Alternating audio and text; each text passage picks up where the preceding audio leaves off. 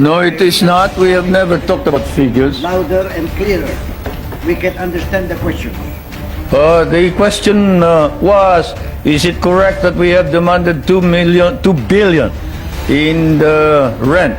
The answer is no. We haven't quoted any figure. What we have asked is this. We want a study. What is it that is necessary in order that we can perform our job?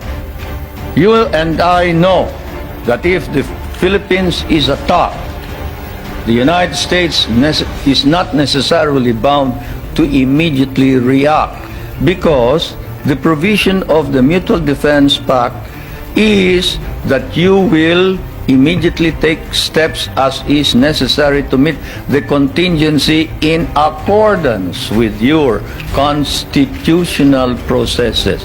What does that mean? That means that you go to the Senate and the House of Representatives. What does that mean? That means delay while we are dying there.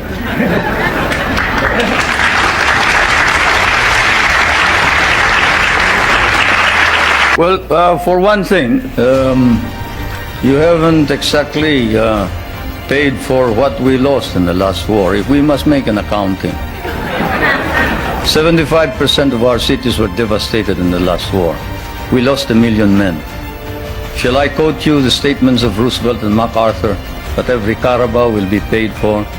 Shall I tell you that the veterans who were inducted into the USAF, the United States Armed Forces of the Philippines, of the Far East, your armed forces, were paid only 1/2 the salary of your soldiers?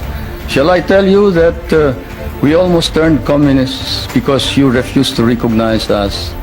Shall I tell you that I had a difficult time stopping my guerrillas, 25,000 of them from joining the communists, because precisely you sort of forgot that we had done the fighting for you, you know, and we were parts of your armed forces.